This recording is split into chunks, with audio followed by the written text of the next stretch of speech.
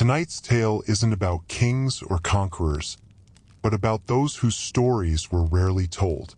It's a journey into the daily life of a girl in medieval Europe, a life lived quietly on the edge of history.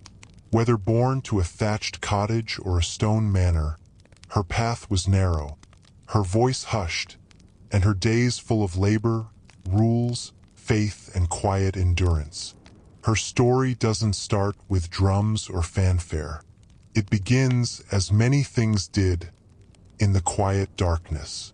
A fire flickering in a cold cottage, a chamber warmed with herbs, a convent cell lit by a single candle. The birth of a child, especially a girl, was a private affair. Not dramatic, not loud, but sacred and dangerous. There were no doctors or flashing lights, only women. The midwife, called in with her worn hands and generations of knowledge.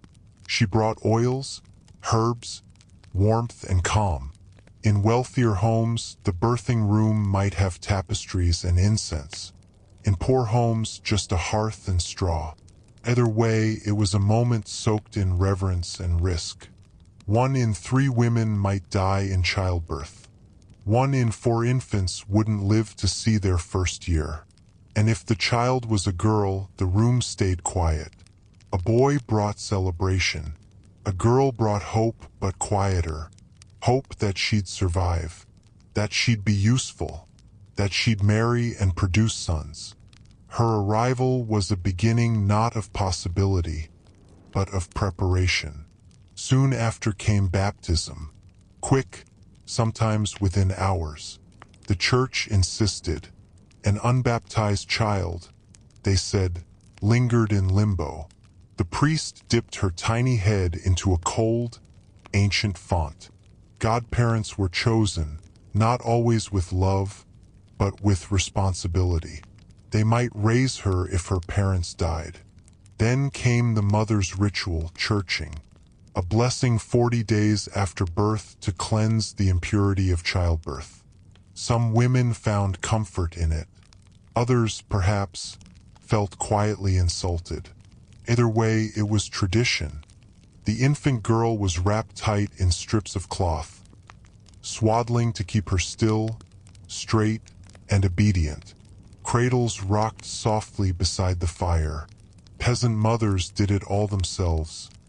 Feeding, soothing, working. Noble women might have nursemaids. Wet nurses were common in aristocratic homes. Their milk was thought to shape the child's character, so they were chosen carefully. No anger, no garlic, no vice. By 6 months, weaning began. Bread soaked in milk, mashed grains.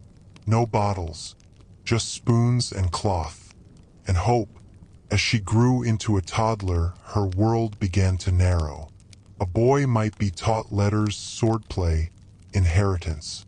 A girl was taught patience.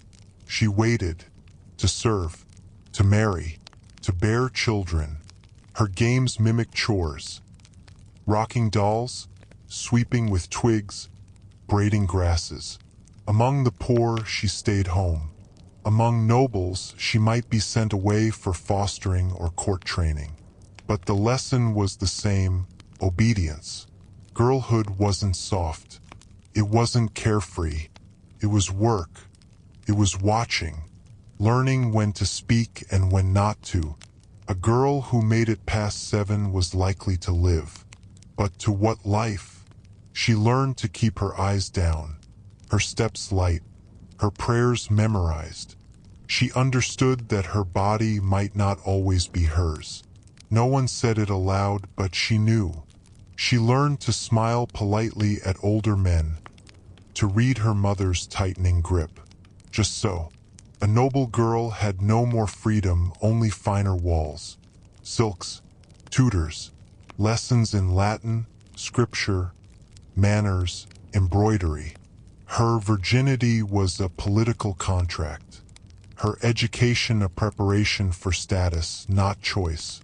A peasant girl had less safety but more sky. She fetched water, tended goats, watched babies, made potions from herbs her mother taught her to pick. She learned to survive. And still there was joy. A plum snuck from the tree. A ribbon kept from a feast. Songs sung quietly while spinning. They were not machines. They dreamed, they played, they noticed. At night, they slept in straw or on stone benches or under heavy blankets. In silence, with secrets. They were learning. They were surviving. They were growing. And then, one morning, the shift began. No candles or cake. Just whispers. Glances. She woke with sore breasts. With blood in her linen. No warnings. No explanations. Just shame. Just silence. Her body changed. And so did how others looked at her. She became a thing to protect, to betroth, to watch. Her flowers had come. Her curse. Her fate.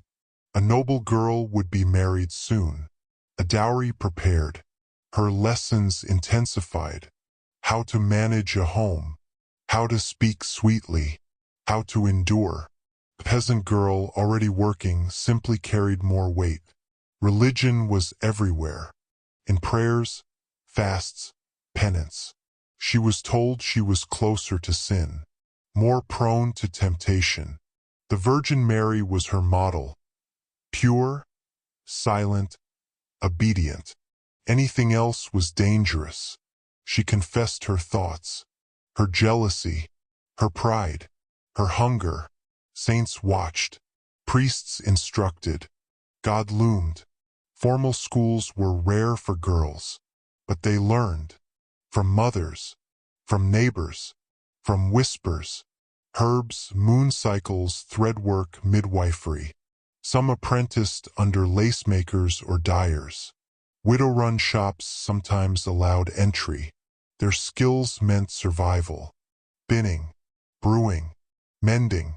These weren't hobbies. These were lifelines. A noble girl might write a verse no one would read. A peasant girl might carve her name into a beam. Small claims to self. Small rebellions. Evenings were short. Candles precious. They worked until dusk. Spinning, sewing, rocking siblings. Supper came, pottage or bread. Sleep followed, heavy and dreamless. And yet, their days held light. The warmth of a puppy. A lullaby. A shared joke. The smell of baking bread. They lived in the narrow space allowed. But they lived. So now, as your room grows still and the light fades, imagine them. The girls in woolen shifts, whispering secrets by the hearth. The noble daughters practicing embroidery.